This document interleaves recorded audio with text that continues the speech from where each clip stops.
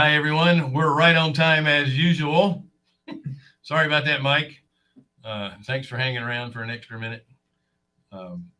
Our theme this month has been small dollar lending, raising capital, and investing with family and friends. Yep. And we are going to get in depth with our special guest who's going to give us some insights into her, what is it? What are we talking about today? Small dollar lending. Small dollar lending with smaller amounts. And we'll do that right after this.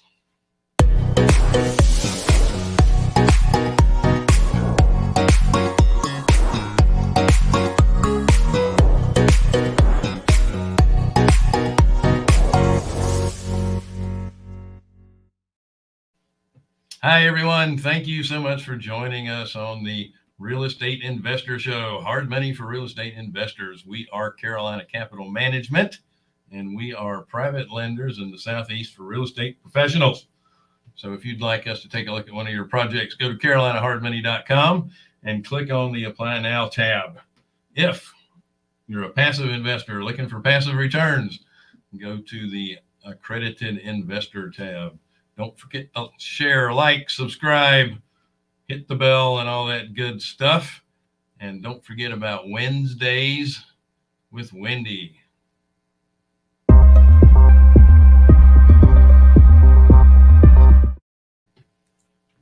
Wow, that was 4 seconds.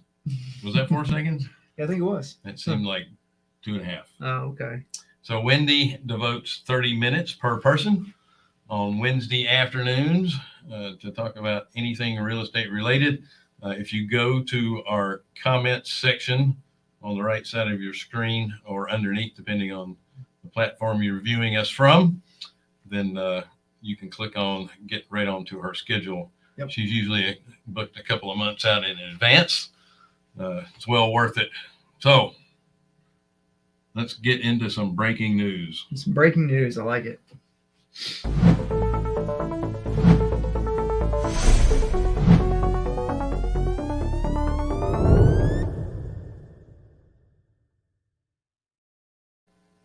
So, England's newest prime minister resigned this morning. So, this is now 4 prime ministers in the last 6 years. It's That's what I call stable government. Yeah, absolutely. To bring it more home, are what we're sitting right now at the average 30-year mortgage at 6.92 for a full 30 year. I think if you get a 5-1 ARM, you're right around 5.9. So we're creeping up on 7%. Inflation staying around that 8 to 8.5% mark when you take out, fuel and food, because apparently those are too volatile. You don't want to include those in the core numbers. But not like people need food and fuel. Nope. So it's sticking around there, which is probably going to lead to at least 2 more interest rate hikes this year. Of anticipation is 75 basis points each one.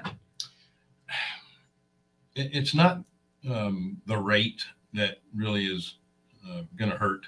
Mm-hmm. It's how quickly they're going up on these things. Oh yeah, and so we can have a little history with this. 6.92 is the highest 30-year fixed mortgage rate since 2002. Right. So highest one in 20 years. Our interest or our inflation is obviously the highest in 40 years. So we are we're navigating some interesting waters. One of the interesting things that I thought or that I found was through all of this. Now we know that single family homes, the appreciation is we're still right around 8-9%. Yeah. Mobile home appreciation 35%. Yeah. Nationally. Well, it is one of the most affordable housing alternatives, and so people are turning to mobile homes because they can't afford to get into some stick-built homes. Yeah, I think the average cost of a mobile home now nationally, it's around 150, 160 is kind of the, which is a lot higher than it used to be. The average 5 years ago was 65. Yeah, so it's jumped up quite a bit. It's jumped up a lot. And then the most recent builder sentiment survey, and I love this. They're not using actual numbers. They're just, how do you feel? They survey how they feel about the market, not necessarily how's the market doing.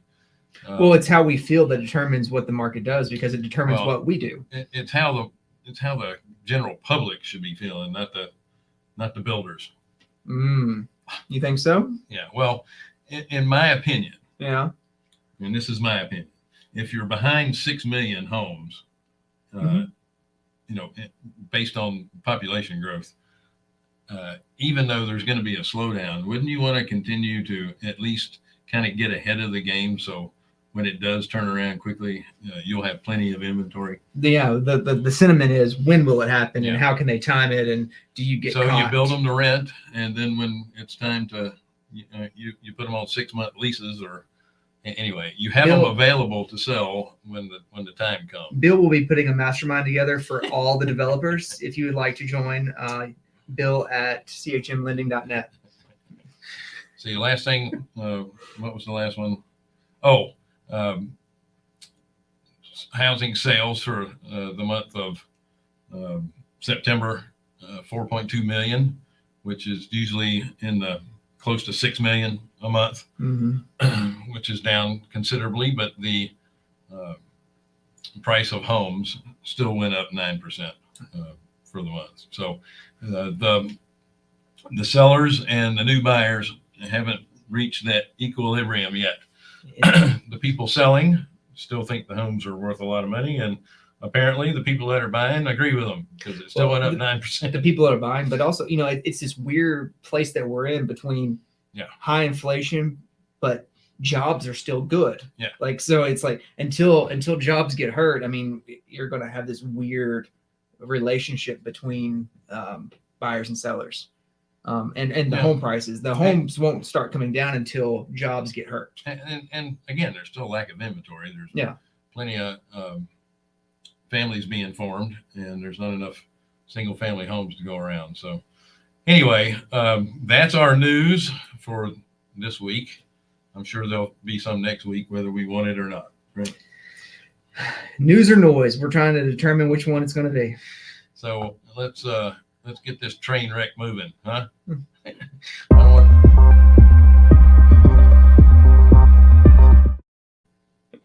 What did that mean? It was just to cut you off. It was just to get Bill to stop talking. All right. I don't want to keep Sue in the green room too long.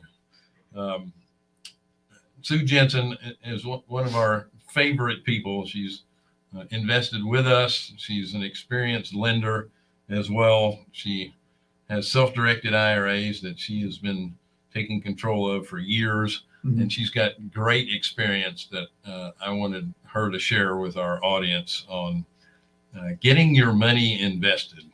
Sue, welcome. Come on out of the green room. Hey guys. How are you? Good. Good seeing you guys. You too. You as well. I love that brick wall behind you. That's awesome. It almost looks real. Yeah, I'm on my back porch in the breeze. And the only way I can get real brick is if I have a fake background that the software system helps us with. Yeah. So one of the questions that I had for you is, because I know for a fact that you have several accounts you work with, and then when you have Roth accounts, and then when you have traditional accounts, and then you have entities that you invest with as well that have nothing to do with self-directed retirement accounts. They all typically have different dollar amounts, and there's a lot of people that have IRAs that may only have $20,000 in it, and they're like, well, I'm very limited on what I can do to get this money invested. Give me an idea of what you've done to get those smaller dollars invested alongside of the larger dollars that you have invested. Yeah. So my husband and I, Dale, we have 4 IRAs, self-directed IRAs. We also have an LLC outside our IRAs that we invest with. And then I manage my son's IRA, my son-in-law's IRA, and another pastor's IRA. So, so what I try to do is leverage all of our IRAs so that we keep that money working in all of them. And especially with the young guys, they're just starting out building up their self-directed IRAs. My son-in-law, he's up to 20,000 now in his, but he just started a couple years ago and he's slowly building that. So yeah, so we just leverage with each other and just try to build our wealth for one another. Mhm. So, what are some of the things that you have to do? Because you can't just depend on each other to invest the money. You have to get at least network with other like-minded people to get involved in deals. Because it's easy to find people that want to invest their money, but it's a little bit more difficult to find the deals to put them in. Right. And I know I'm sorry, I didn't mean to cut you off. But being a part of an IRA group that has education and events and put those things together, is that part of what you do as well?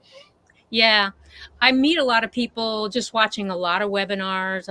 I get a lot of Quest education. I'm usually watching a Quest webinar at least once a week. And so I try to get a feel for who these people are, whether they have a fund or whether they are looking for capital.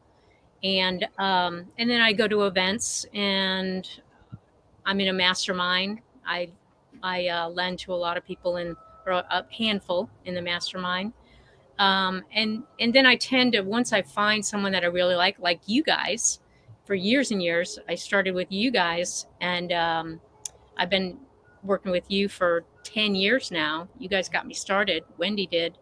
So once you have a good person to work with, you keep going back to that same lender, the same borrower, and you just keep working together. And then, people know people, and you just build your circle that way. Well, I know one of the unique things that most people aren't going to do this, but one of the things that you did that was extremely smart was you volunteered to be the president of our local REIA group for a year or two. And you certainly meet a lot of people that way. It's a lot of work. Don't get me wrong. You were doing it not because you were just trying to meet people to do deals with. You were doing it to volunteer your time and also learn. But I mean, volunteering anything in a local REIA or a mastermind is going to be beneficial, right? Yeah. That was about 3 years that I did that, and I put a lot of subgroups into the REIA and met a lot of people that way. So yeah, it is. It's great to be able to volunteer and join arms with other people. You really get to know them that way, and in my business, my number one priority is the person. So with lending, they say it's, you've got to do your due diligence on the person, the paper, and the property, and that's all right. But the person to me is the most important. I just want to make sure that I'm working with good people that I can trust and that I like. Yep. Well, the key to making money is making sure it's making money consistently. And anytime there's a break in between, you're not making any money.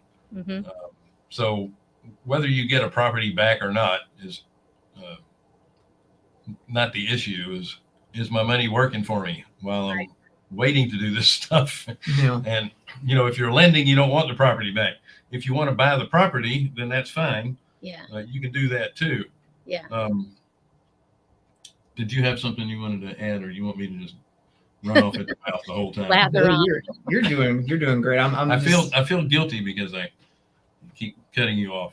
Oh, that's all right. Keep going, Bill. You're doing great. So I would say about that point, one of the things I really don't like is when any of our accounts that I'm managing are not working. If there's any money in there that's, if I've got an account that's up to $8,000, $10,000, that's just doesn't sit well with me. So I'm looking for a place to put it. But I've gone as low as one of our accounts going as low as $7,000 and linking that up, partnering with 3 or other accounts to get that money working. So as long as your borrower doesn't mind cutting 4 checks per month, it's a great way to build up your small dollar IRA. So you're talking about linking up with other people's IRAs, Mm-hmm. and someone's needing 100,000, but maybe you have 8,000 in one, 30 in another, and just kind of pairing them all together. Yeah. Go ahead, Bill. I was going to say real quick to kind of get around that. If the borrower doesn't want to write 4 checks, you can always hire a third-party managed servicing company, send all the money to them, and they'll cut the checks for you. Yeah, like you guys did. Yeah. Well, to be fair, we're not really a third-party servicer. We can only service loans that we have a piece in. Mm-hmm. We have to own a piece of the loan before we can service it. However, there are plenty of companies out there that hire out. They have to be licensed. Some states require certain licenses, others not so much. But there are companies out there that are specifically there for IRA folks. Yeah. So, Right. And it's good for when you're new at this to have a third party servicer or someone like Carolina Hard Money to take care of your loans. And then if something goes south, you're not just left hanging trying to figure out what to do with this property. You've got someone that's experienced that can help you with that. Yeah, I mean, yeah, because when things, and things do go wrong in real estate and notes all the time. So, it's, do they have that loss mitigation experience to help you through a default, through a foreclosure, through a bankruptcy, what have you, until you learn those things yourself. Yeah. I know, let's see, someone says, so as little as 20K would be okay to partner with someone. As little as $1,000, as little as 500 would be okay to partner with somebody. As long as the need is there, and you can partner with somebody, it doesn't matter what amount you have.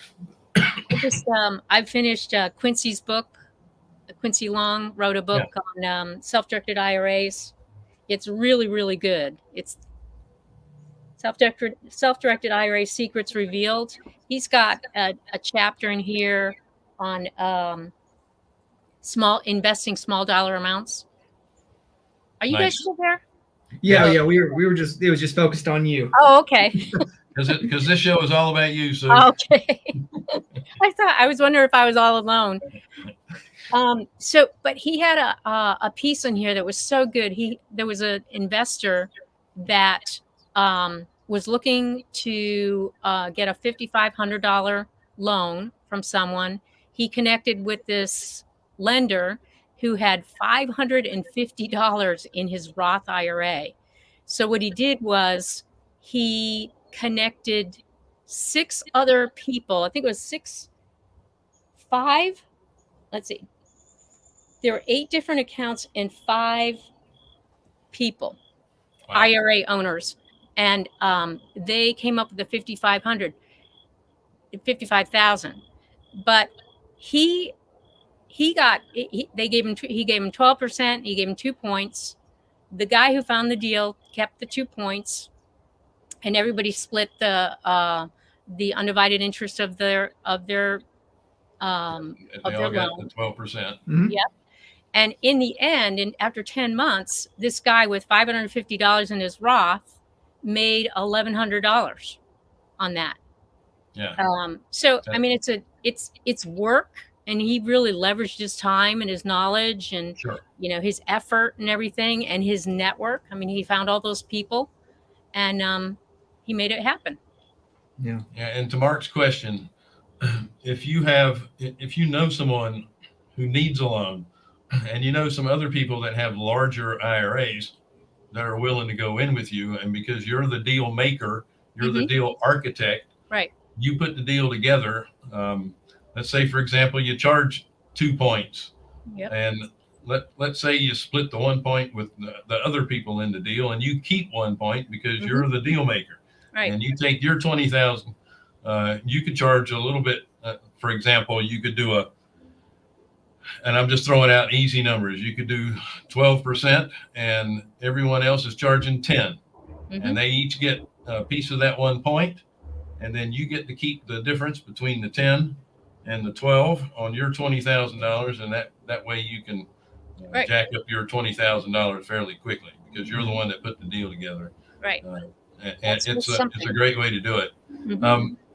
How else are you getting into deals? Are you just a lender in most of these deals, or are you doing other things? Are you purchasing anything? Are you doing any kind of options or wrap loans or anything like that?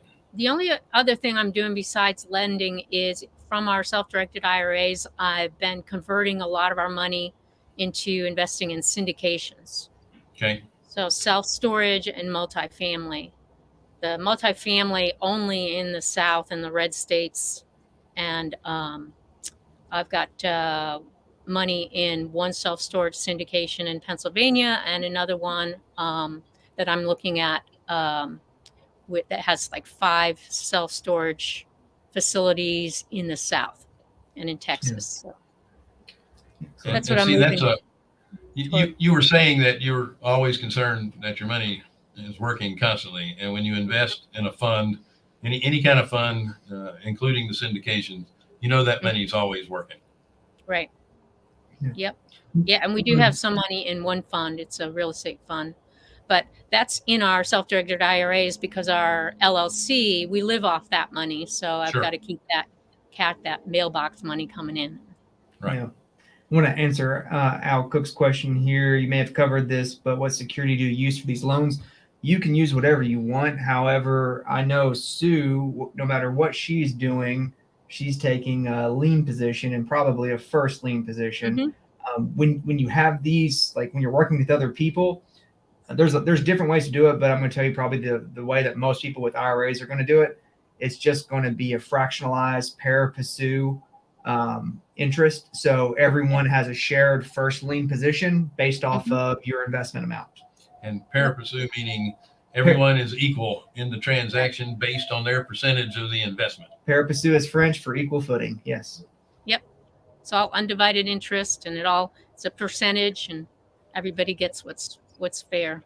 Yeah, and it has to be among people. You need to have a third party putting these together who's going to make the decisions for you, or somebody in the group has to make the decisions with on the front end of this before you ever get into it, saying that, if this happens, this is what we're going to do. And if this happens, this is what we're going to do. Because you can't have, 4 or 5 captains and no lieutenants. Well, and that brings up the prime when something does go bad. That's the prime example of, and Sue's been through this with us as well, where we have her money and other people's money into a fractionalized position on a loan. I'm thinking of the movie theater in what was it, Monroe? Monroe, yeah. And we had to play quarterback on that because we went through. We had a movie theater and a restaurant, and we went through COVID, and it was shut down. And so how do we work through this? And well, Sue, did it work out okay? Yeah, it worked out great in the end because our agreement, our note, it was we made sure that we were covered with extension fees and late fees. So even though it was months and months, we all made out well. We just had to be patient. Yeah, I mean that's the thing. Yeah, you'll make when you have someone that can handle these things, right. and favorable outcomes happen all the time, but you will make more than you ever thought you were going to make when you initially got into the loan. It's just going to take a little bit longer. That's the trade-off. And and you guys are working on one right now with Dewey out in Oregon. Same thing. Yep. Just months of no payments, but you've just got to be patient. And because you guys are competent, you know what you're doing, and you've got good attorneys, in the end, it'll be great. It's just we all want to get our principal back. Would you mind telling my wife that I'm competent? My point to all this, Al, is that someone has to be in charge. If it's not a third party, it needs to be one of the people that's invested in the loan, Right. because you can't have everybody making different decisions. Mhm. If you can't get a consensus, then the person that wants to go the different direction needs to buy the others out, Right. and then they can take it over. So those are the only things you need to look out for. Everybody needs to be like-minded and understanding that everybody just wants to get the return on their investment. Yeah, and if you want to avoid any issues like that, if you want to be a little more savvy, you can do intercreditor agreements when you do loans like this, where it outlines all of that for you. Mhm. Who makes the final decisions, that Yeah. kind of stuff. Mhm. Awesome. Sue, thank you so much for being a part of the show. If we have anyone that would like to get in touch with you and pick your brain a little bit more, or maybe want to get in on a deal with you, how can they get a hold of you? Yeah, they could email me at susanjensen97@gmail.com. Excellent. We got it right here in the screen, and we will have it over there on the comments section as well. Yeah, like I said, she's been doing this for over 10 years. Yep. There's a lot of experience there, a lot of lessons learned. So a lot of good stuff. You know, I remember when you had a few accounts with Equity Trust, and you met a guy in Equity Trust who, right after 2008, all the banks dried up with their lines of credit for buy here, pay here car dealerships. Remember? And that guy was using his IRA to do little lines of credit for those car dealerships so they could buy cars, wholesale.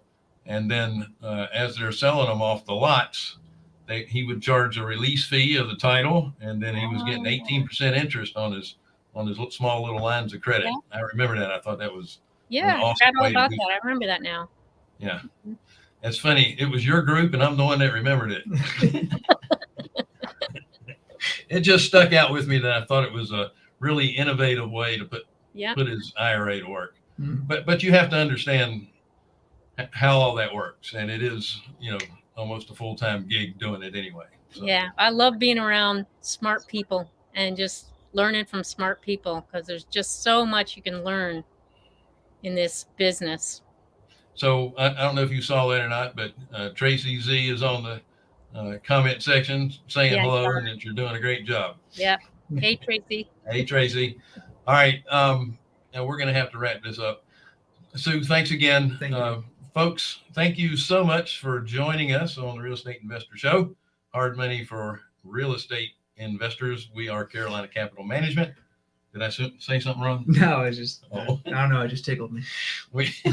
We are private lenders in the Southeast for real estate professionals. If you want us to take a look at one of your projects, go to carolinahardmoney.com. Click on the Apply Now tab. If you are a passive investor looking for passive returns, go to the Accredited Investor tab. Don't forget to like, share, subscribe, hit the bell, and Wednesdays with Wendy.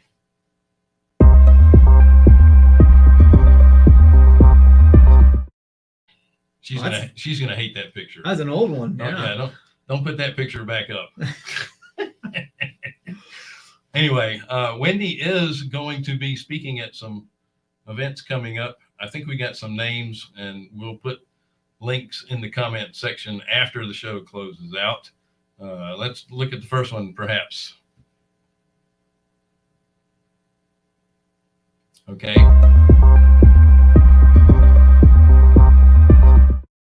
The Fear Master. That one is actually today, so you're going to be late. Yeah, that's in Orlando. She flew down there. Yeah. And here might be another one.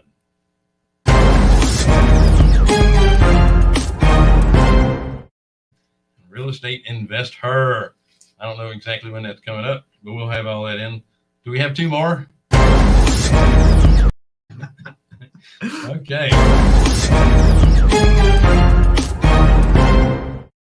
I hope you wrote all that down. QuestCon. But yeah, we will put all the links. We'll have it all in the comments. Yeah, all the links.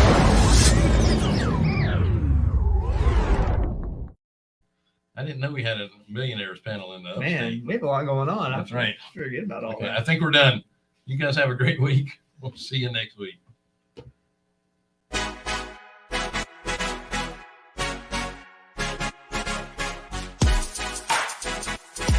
Hey.